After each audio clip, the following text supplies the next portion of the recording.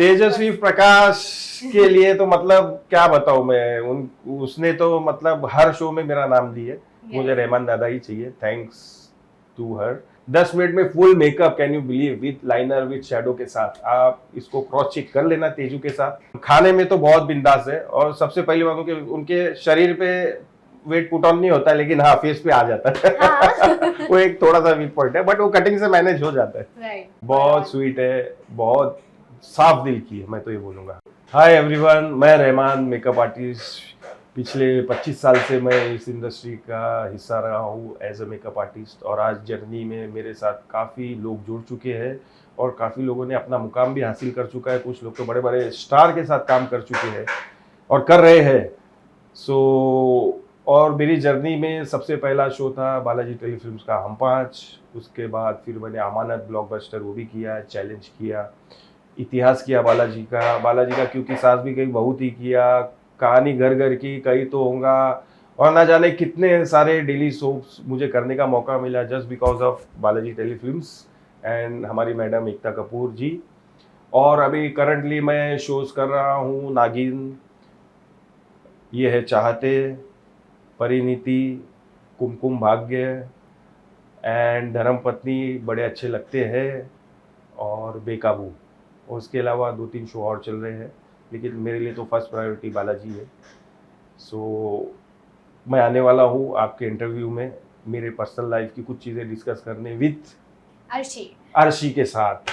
So guys please देखिए, इसमें बहुत कुछ आपको सीखने मिलेगा। Hello and welcome to Bollywood Spy Rahman sir. आपके बारे में सबसे ज्यादा सुना है, one of the senior makeup artist जिनसे हम इंटरव्यू हमेशा से करना चाहते थे। नॉट ओनली मेकअप के मामले में, बट जितने शोज आज तक आपने हैंडल किए हैं, जितने भी हमेशा ब्लॉकबस्टर रहे हैं, कुछ भले ही काम नहीं करे होंगे, लेकिन जितने अब तक जो भी देखा जाए, आपका ग्राफ देखा जाए, it is been an amazing journey. तो विदाउट फर्दर डू मैं आपसे यही शुरुआत करूंगी कि अब तक की जर्नी बालाजी टेलीफिल्म्स के साथ में, इतने सारे शोज के साथ में, और इतने सारे एक्सपीरियंस के साथ कैसी रही है? देखो, सबसे पहले तो मैं ऊपर वाले का शुक्रगुजार हूँ कि मुझे इतना नवाजा जी। और मेरे माँ बाप की दुआओं से आज मैं सब कुछ हूँ। देखो, मेहनत तो सभी करते हैं, लेकिन ज़िंदगी संवारना भी बड़ी चीज़ होती है। मैं 1998 में बालाजी में ज्वाइन हुआ, और स्टिल अभी तक मैं बालाजी टेलीफिल्म्स में काम कर रहा हूँ। ये मेरी खुशनसीबी है कि इनके शो एक बंद होते हैं तो दूसरे चालू हो जाते हैं, और मेरे साथ काफ़ी लोग जुड़े हैं मेकअप आर्टिस्ट में। तो यहाँ पे कैसा है, ये कंपनी में एक अलग ही बरकत है जी। मतलब हर कोई चाहता है कि हम बालाजी टेलीफिल्म्स में काम करें। बस यही चीज़ है, जब काम मिलता गया काम करते गए, शो बंद हो रहा है, शो हिट हो रहा है, उसके बाद नए शो आ रहे हैं, उस पर वर्क कर रहे हैं। और इसमें एक ख़ास बात ये है कि ये मैं बताया ना, जैसे इनके पैसों में बहुत बरकत है। जो जो लोग इसमें जुड़े वो भी प्रोड्यूसर हो गए। इन 25 सालों में मैंने देखा हूँ कि कई लोग ऐसे हैं कि इस कंपनी से जुड़ने के बाद, एक्टिंग करने के बाद, जैसे वो राइटर हो, डायरेक्टर हो, एक्टर हो, यहाँ पे काम करने आए, और उसके बाद वो खुद एक प्रोड्यूसर बन के अपना एक मुकाम हासिल कर चुके हैं। करेक्ट। तो आप समझ सकते हो कि इस कंपनी में कितनी ताकत है। डेफिनेटली। रहमान सर, आपका और एकता मैम का ऑफ कोर्स नाता काफ़ी पुराना रहा है, जो अभी तक कंटिन्यू हो रहा है। लेकिन एक जो चेंज उन्होंने इंडस्ट्री में लाया है फॉर मेकअप आर्टिस्ट, और जो मेकअप आर्टिस्ट के हित में हमेशा काम आई है, वो चीज़ वो क्या रही है? देखो, एकता जी का नाम ले रहे तो मतलब वो क्रिएटिव पर्सन है। हाँ। नो डाउट, उन्होंने जो प्लेटफॉर्म डेली सोप में दिया है, पहले इस तरह से ग्लैमर नहीं हुआ करता था। करेक्ट। मतलब इंटरटेनमेंट के साथ लोगों को एक नई सीख मिलने को मिली कि किस तरह से रेडी होना है, क्या यूज़ करना है, कैसे अपने आप को क्या पहन के किस तरह से हमको प्रेजेंट करना है। एक स्टाइल आइकॉन जो है डेली सोप में, वो है हमारी एकता मैडम। राइट। और मैं खुशनसीब हूँ कि इनके साथ मैं काम किए जा रहा हूँ। मैं तो एक वर्कर हूँ इस कंपनी का, वो तो बहुत बड़ी चीज़ है। जैसे उनको क्वीन इसलिए कहा जाता है कि आज से 20-22 साल पहले लोगों के पास इतना रोजगार नहीं हुआ करता था। उनके इस कंपनी में इतने शो आने के बाद इतना रोजगार बढ़ा कि कैन यू बिलीव, हमें लोन नहीं मिलते थे 2001 के पहले, हमें लोन नहीं मिलते थे क्योंकि हमारा ग्राफ ही नहीं होता था पेमेंट का। करेक्ट। तो इन्होंने जो रोजगार दिया लोगों को डेली सोप के जरिए, तो कंटिन्यू लोग काम करते गए, तो उनका एक ग्राफ बना, तो बैंक ने भी हमको लोन प्रोवाइड किया। तो मैं तहे दिल से बालाजी टेलीफिल्म्स और एकता जी का शुक्रगुजार हूँ कि इतने लोगों को उन्होंने अपना एक आशियाना बनाने का एक मौका दिया, जो एक प्लेटफॉर्म दिया, और इतने लोगों को लोन बैंकों ने प्रोवाइड किए। करेक्ट, एम्प्लॉयमेंट जनरेट किया उन्होंने। Yes, और yes, yes, अल्टीमेटली उसकी वजह से उसकी वजह से हर कोई आईटी खुश है। आईटी सब बनाने लगे। IT Yes. बनने के बाद डेली एवरी मंथ की इनकम होने के बाद बैंक ट्रांसपेरेंसी देखता है ना कि कितना पैसा इनके पास आ रहा है, करेक्ट, उस बेस पे हमें लोन मिलने लगा। डेफिनेटली। आपके स्ट्रगल पीरियड के बारे में अगर बात करने चाहें तो आपका फर्स्ट शो कौन सा था जिससे आपने शुरू किया था? मेरा फर्स्ट शो था हम पाँच। हम पाँच। हाँ, उसमें मैं जैसे कि एक असिस्टेंट का असिस्टेंट हुआ करता था। ओके। उस वक्त मतलब मेरा नया ही मुकाम था कि मैं क्या किस तरह से स्पंज वॉश करते हैं, मलमल Right. किस तरह वॉश करते हैं, बस खड़े रह के देखता था किस तरह काम होता है। करेक्ट। ये इस शो की शूटिंग होती थी चिरंजीवी बंगलो पे। ओके। उस बंगलो के अंदर ही 5-6 दिन में 4 एपिसोड बन जाते थे, क्योंकि पहले तो वीकली था। वीकली डेली का जो कॉन्सेप्ट है वो मैडम ने ही शुरू किया, डेली सोप का। तभी हमको इतना सब काम मिलने लगा ना, तो उस वक्त हम 12-15 दिन ही काम करते थे। हाँ। और पर डे वाइज पेमेंट मिलता था हमको। ओके। और अपने स्ट्रगल पीरियड के बारे में अगर बात करना चाहें तो कैसे आगे बढ़े और कितनी मेहनत करनी पड़ी है, क्या कहेंगे उस बारे में? आप बिलीव नहीं करोगे, मैं 4 दिन तक घर पे भी नहीं जाता था। हालांकि मेरा घर बॉम्बे में रह के भी बॉम्बे में घर पे नहीं जा सकता था। मतलब पैकअप होता था, ट्रेन बंद हो जाती थी। हाँ। फिर सुबह 7 बजे आना है, टैक्सी के पैसे नहीं होते थे, ऑटो रिक्शा के इतने पैसे नहीं होते थे, क्योंकि वो वक्त ऐसा था। वो हार्ड वर्क करने के बाद आज इस मुकाम पे पहुंचे। अगर वो 4-4 दिन हम अपने आप को सब्र नहीं देते थे, अगर ये लाइन छोड़ देते, तो आज इतना बड़ा मुकाम नहीं मिलता था, अल्हम्दुलिल्लाह। बिल्कुल। जब हम मेकअप की बात करते हैं और जब हम मेकअप आर्टिस्ट से बात करते हैं तो हमको पता चलता है कि असल में ग्लैमरस वर्ल्ड क्या है, क्योंकि एक्टर्स जो हमें स्क्रीन पर दिखाई देते हैं बेशक वो वैसे नहीं दिखते हैं, वो अलग दिखते हैं रियल लाइफ में। तो वही इनसाइड्स ऑफ ग्लैमरस वर्ल्ड क्या है वो जानना चाहते हैं कि एक्चुअली में आर्टिस्ट किस तरह रहते हैं। वो आपके साथ में आधे नॉर्मल पीपल, मतलब वो नॉर्मली रहते हैं या फिर उनके एक अलग हाव भाव रहते हैं? देखो, सबसे पहले तो मैं ये बोलूँगा कि give respect and take respect. आपका बिहेवियर ही आपकी पहचान है।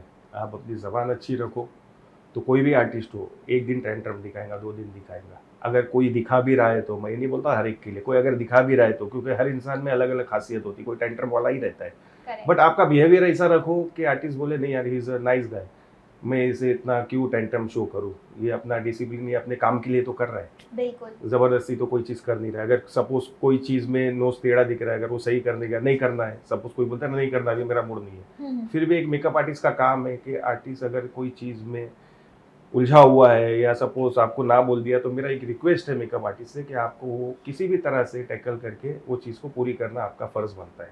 करेक्ट। तो आर्टिस्ट के बोलने पे, आर्टिस्ट के पास बहुत सारे दिमाग में रहते हैं, जैसे हमारे ऊपर भी बहुत सारे टेंशन होते हैं, हम काम पे नहीं दिखा सकते। अगर किसी ने कुछ बोल दिया तो आप अपना काम कंप्लीट करके निकलो, क्योंकि वो 4 दिन बाद अगर वो क्लोज देखेगा, यार मैंने ये नहीं बोलेगा कि मैंने मना की थी, भले मैं मना की, तुम्हें तो दिख रहा था ना, तो आप उसको कंप्लीट करके निकलो। करेक्ट। आपका ऐसा कोई पर्सनल एक्सपीरियंस रहा है जहाँ पर आप अपना काम ही करने की कोशिश कर रहे हो लेकिन एक्टर को ना पसंद आया हो या फिर आपको उससे डील करना हुए? पड़ा हो? ऐसे बहुत सारी चीज़ें हुई है। कुछ लोगों ने एक कॉम के लिए शूटिंग रुकाने की कोशिश की थी। है कोई आर्टिस्ट, बट ऐसा है कि मैंने वहाँ पे आर्गूमेंट ज़्यादा किया नहीं। मैं बोला मैं इस कंपनी का एम्प्लॉय हूँ, हमें इस कंपनी से ही रोज़गार मिलता है, तो आपको कॉम के लिए शूटिंग रुकाने की कोई ज़रूरत नहीं है। आपको नया कॉम चाहिए, आप जब तक इससे काम चलाओ, मैं खुद जाके आपको कॉम ला के दे दूँगा। बस कभी कभी होता है ना कि मेरा कॉम किसी और को क्यों दे दिया, कभी मेरे मेकअप असिस्टेंट ने किसी का कॉम किसी आर्टिस्ट को दे दिया, बस उसकी वजह से वो थोड़ा सा शूटअप हो जाते हैं। करेक्ट। तो चीज़ें उनकी भी गलत नहीं है, बस अपना काम है कि उनको मैनेज करके चलना है। तेजस्वी प्रकाश के बारे में अगर बात करें तो तेजस्वी प्रकाश के लिए तो मतलब क्या बताऊं मैं, उसने तो मतलब हर शो में मेरा नाम लिए। मुझे रहमान दादा ही चाहिए, थैंक्स टू हर कि मुझे इतना उन्होंने सराहा है। और दूसरी बात ये है कि तेजस्वी प्रकाश आप तो जानते हैं आजकल सबसे फेमस हुई है टीवी इंडस्ट्री में, और बहुत अच्छी लड़की है। बिंदास है एकदम, खाने में तो बहुत बिंदास है। और सबसे पहली बात उनके शरीर पे वेट पुट ऑन नहीं होता है, लेकिन हाँ फेस पे आ जाता है। वो एक थोड़ा सा वीक पॉइंट है, बट वो कटिंग से मैनेज हो जाता है। राइट। अच्छा, उनके बारे में अगर बात कर रहे हो तो मैं जानना चाहूँगी कि हाउ मच, मतलब कितना टाइम और कितना प्रेशर होता है आपके ऊपर कि आपको उनको शॉट के लिए फटाक से उनको भेजना है रेडी करके उस चीज़ में, मैं मतलब तो वो टाइम लेती है या आपको टाइम लगता है या क्या रहता है? मैं तो ये बोलूंगा आपको, आप तेजस्वी प्रकाश से कभी मिले तो पूछ लेना, मैंने उनके फेस में 10 मिनट तक कभी मेकअप किया। 10 मिनट में full makeup, can you believe, with liner with shadow के साथ। आप इसको क्रॉस चेक कर लेना तेजू के साथ, आप बोल लेना रहमान दादा ने ऐसा बोला था, तो वो खुद आपको एक्सप्लेन कर देंगे। रहमान दादा ने तो मेरे को सेट पे भी रेडी किया है। तो वो टाइम पर आती है या नहीं आती है? टाइम पे वो कवर हो जाता है ना, समझो अगर नहीं आया तो 10 मिनट में मेकअप हो रहा है, तो वो बाय डिफॉल्ट बाकी आर्टिस्टों से वो आने के बाद वो कवर हो ही जाता है, ऐसा कुछ नहीं है। अच्छा, और तेजस्वी के बिहेवियर के बारे में क्या कहना चाहेंगे? बहुत मतलब स्वीट है, कैसी रहती हैं वो सेट पर? बहुत स्वीट है, बहुत साफ दिल की है, मैं तो ये बोलूंगा। बिल्कुल बिल्कुल साफ दिल की है, जो अंदर है वही बाहर है। वो उनकी छोटी मोटी शरारतें वो चलती रहती है। बचपना अगर बचपन में नहीं रहे तो कब रहेगा। बिल्कुल। बट कई एक्टर्स ऐसे होते हैं जो ज्यादा मेकअप आर्टिस्ट से ओपन अप कर होना पसंद नहीं करते, ज्यादा हाँ। बात करना नहीं पसंद करते हैं और मतलब थोड़ा एक डिस्टेंस मेंटेन करके रखते हैं। लेकिन तेजस्वी के साथ ऑफ कोर्स ऐसा नहीं है, जैसा आप अभी जो बात कर रहे हैं, जिस तरीके से आपने बताया, तो ऐसा लगता नहीं कि ऐसा कोई बॉन्ड होगा कि थोड़ा कम बात करते हैं या ऐसा कुछ। नहीं, जैसे कि मैंने बताया ना, आपका सलीका आपको आगे बढ़ाता है। True that. आप जैसे सलीके से, जिस तरह से आप बिहेवियर करोगे, उस तरह से आप लोगों के साथ जुड़ोगे। बिल्कुल अगर आपकी जबान गंदी है तो मैं तो बोलता हूँ आर्टिस्ट क्या कोई भी अच्छा इंसान आपको नजदीक नहीं करेगा। बिल्कुल। तो सबसे पहले अपने अंदर जो खामियां है उसको फुलफिल कीजिए, ऑटोमेटिकली आपको आपका वो मुकाम हासिल हो जाएगा। डेफिनेटली। लेकिन कोई स्पेसिफिक रूटीन या प्रोसेस है जो आप फॉलो करते हैं तेजस्वी के लिए जब आप उनका मेकअप कर रहे होते हैं? तेजस्वी की स्किन बहुत अच्छी है, हम्म, तेजस्वी की स्किन बहुत अच्छी है। बस खाली एक ही चीज़ है, लाइनर के लिए टाइम लगता है उनके, बाकी कोई चीज़ के लिए टाइम नहीं लगता है। ओके। और कोई तो वही चैलेंज भी वही हो गया कि लाइनर लगाना है तो उसी बस में। उसके लिए उनको होल्ड करना पड़ता है कि अभी जल्दी नहीं हो सकती, क्योंकि लाइनर एक ऐसी चीज़ है, अगर आपका हाथ जरा भी आउट बैलेंस हुआ तो उसका हाँ। शेप ही बिगड़ जाता है। आप ये मेक श्योर, मतलब आपको एक्टर की तरफ से ऐसा क्या फीडबैक आता है जिससे आपको लगता है कि हाँ अ, आप अपने काम में आपने पूरा 100% दिया है, एक्टर भी सेटिस्फाइड है? देखो, गलतियां मेरे से भी हुई है, ऐसा नहीं कि नहीं, लेकिन मैं अल्हम्दुलिल्लाह 90% तक रीच कर ही लेता हूँ आर्टिस्ट को खुश करने के लिए। मैं ऐसा काम करता हूँ कि वो खुद ब खुद मेरी तारीफ कर देता है। तेजस्वी ने आज तक सबसे आपका कौन सा लुक था जो आपने उनके लिए क्रिएट किया और वो शी लव्ड इट? तेजस्वी का तो अभी बिग बॉस में आपने देखे सीजन में पूरा मेकअप मेरा है। Yes. उसके अलावा उसके साथ म्यूजिक वीडियो में 3 म्यूजिक वीडियो की है मैंने, उसके साथ वेब सीरीज की है, मतलब काफी काम किया, इवेंट से लेके सारा काम तेजस्वी के साथ मैंने किया हूँ। लास्ट मिनट में कभी कोई चेंजेस आए हैं मेकअप में और आपको last minute change last minute में चेंजेस ये आते हैं कि कभी किसी से गड़बड़ हो जाती है कि ये कंटिन्यूटी ये नहीं थी, हाँ तो हमें ये देखना पड़ता है कि टाइम कितना है, उस हिसाब से हम बैलेंस कर लेते हैं चीज़ों को। करेक्ट। शूट सीक्वेंस काफ़ी अलग अलग तरह के होते हैं, एक्शन होता है, हॉरर होता है, देन अभी तो अपना VFX है जो काफ़ी अच्छा कर रहा है। ऑफ कोर्स बेशक बेशक, नागिन से स्टार्ट करें, नागिन की बात करें तो VFX तो वन ऑफ द हाईएस्ट और सबसे पहला दिमाग में आता है नागिन यस। शो का। इन सारे मेकअप को लेकर ये जो अलग अलग कैटेगरी होती है, ये कैसे डिसाइड होता है कि VFX के लिए आपको कैसा मेकअप यूज़ करना है? अगर ग्रीन क्रोमा है, मतलब क्रोमा है ऑफ कोर्स, तो उस पे बैकग्राउंड अगर कुछ ऐसा है तो आपको कैसे ये सब कैसे डिसाइड होता है? देखो, अभी VFX आने के बाद एक प्रोस्थेटिक मेकअप आर्टिस्ट को काम बहुत कम हो गया है, ओके। जस्ट बिकॉज ऑफ उनको सिर्फ रॉ देना होता है, बाकी Yes. काफी चीजें VFX कर लेता कर है। एक लेता जमाना हमारे वक्त ऐसा था कि हमें किसी भी तरह से वो प्रूव करना चाहिए था कि अगर वोल्फ बना रहे हाँ, तो वोल्फ मूवमेंट भी करेगा, दांत भी उसके लगाने हैं। आजकल तो वो चीज काफी आसान हो गई है आसान हो गई है। ग्राफिक्स एंड VFX की वजह से। तो बस इतना है कि वहां तक कितना रीच हो जाए कि ग्राफिक्स काम कर जाए। हम्म, अगर हम उतना रीच नहीं होते तो ग्राफिक्स भी कुछ काम का नहीं। बराबर। तो दोनों का मेल होना बहुत ज़रूरी है कि यहाँ तक हमें रीच देना है 60%, बाकी 30% ग्राफिक में ऐड करके हम प्रूफ कर देंगे। करेक्ट। और साथ ही साथ जब आप लोग शूट, जब काफ़ी कम टाइम होता है, शूट के बीच में भी मेकअप आर्टिस्ट को बार बार जाके डैप करना पड़ता है और देखना पड़ता है कि आर्टिस्ट सही लग रहा है कि नहीं, उनका हेयर पर भी ध्यान देना है। लेकिन जितनी बार आप जाते हैं डायरेक्टर से डांट खाना पड़ता है, जैसे अभी रिसेंटली हम रंजन सर को देखते हैं बेकाबू में, जब भी शालीन को या ईशा को कोई भी मेकअप आर्टिस्ट थोड़ा भी डैब वैब करने दो तो वो एकदम उलझ जाते हैं कि अरे जल्दी करो जल्दी हटो, ऐसे होता है। तो ये चीज कैसे मैनेज होती है? देखो, बात रंजन सर की करेंगे तो बहुत एक्सपीरियंस है उनके पास। मतलब Correct. आप बोलोगे ना उनका, अगर लोग चिल्लाना देखे तो कुछ सीख नहीं पाएंगे। मैं मानता हूँ कि वो ज्यादा लाउड करते हैं, बट उनके ऊपर प्रेशर इतना होता है करेक्ट। क्योंकि एक डायरेक्टर जो होता है कैप्टन ऑफ द शिप होता है। Yes. उसके ऊपर फुटेज भी देनी है, उसको आर्टिस्ट भी मैनेज करना है, उसको लोगों को संभालना भी है। तो कभी कभार चिढ़ मच जाती है। Yes. बस मेरा तो ये बोलना है, अगर डायरेक्टर ने कुछ चार बात बोल भी दिया तो उसको उस नजरअंदाज करके अपना काम आगे बढ़ाओ। बिल्कुल। That's it. ओके, नागिन के बारे में बात करना चाहते हैं। नागिन 1 से you been a part. Yes yes. अभी तक नागिन 6 स्टार्ट हो चुका है जो अब भी चालू है। हाँ, नागिन 4 नहीं किया था मैं, मतलब कुछ पार्टी किया था। हाँ. उस सुरभि चंदा का जो गया था एक, वो सेगमेंट हमने नहीं किए। Okay. उसके अलावा नागिन फर्स्ट सीजन से लेके 7 तक हम ही करते आ रहे हैं। Yes. मैं और मेरी टीम करते आ रही है। यस। तो इस नागिन का मेकअप हर टाइम ही कैसे डिसाइड करते हैं कि पिछली वाली फर्स्ट से लेकर लास्ट तक की डिफरेंट होनी चाहिए? देखो, ये कैसे होता है? ये मैं आपको बता रहा हूँ, सबसे मेन काम होता है इसमें क्रिएटिव्स का। करेक्ट। जो ऑडियंस को पता नहीं क्रिएटिव क्या है। क्रिएटिव मतलब सारे डिपार्टमेंट को एक ब्रीफ देके वो चीज़ें निकालना है कि हमें ये चाहिए। तो क्रिएटिव का रोल इसमें मैं कैसे बताऊँ तुमको, कोई भी शो में, कि जैसे कोई चीज़ में नमक नहीं डाले तो कैसा बेस्वाद हो जाता है। yes.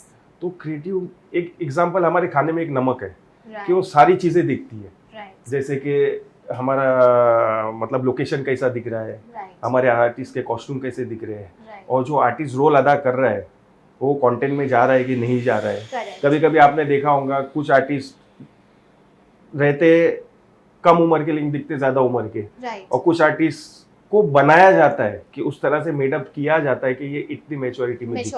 हाँ, yes. जैसे व्हाइटनर तो चलो सबको ही पता है, उसके अलावा भी एक रिंकल्स आते हैं जो पेंसिल से हम बनाते हैं। Correct. क्योंकि प्रोस्थेटिक डेली कर नहीं सकते डेली सोप में, तो उसके अलावा हम जो शेडिंग एंड रिंकल से वो चीज़ देते हैं ताकि वो उस लेवल पे रोल पे जा सके, उतनी उम्र तक वो टारगेट हो सके। करेक्ट। ओके, तो ये नागिन का भाई मेरा क्वेश्चन ये था कि आप 1, 2, 3 और 5, 6 अभी तक जितने भी आए हैं पार्ट, उसमें मेकअप डिफरेंट कैसे हुआ? ये जैसे 1 की बात करें तो तब अपना फैशन लेवल भी कम था, और उसके बाद जब अभी की बात करें तो काफ़ी फैशन सेंस भी एकदम बढ़ चुका है हम लोग का। देखा जाए तो कपड़े चाहे लुक हो, पूरा सब कुछ चेंज हो चुका है और हर चीज़ काफ़ी ट्रेंडी हो गई है।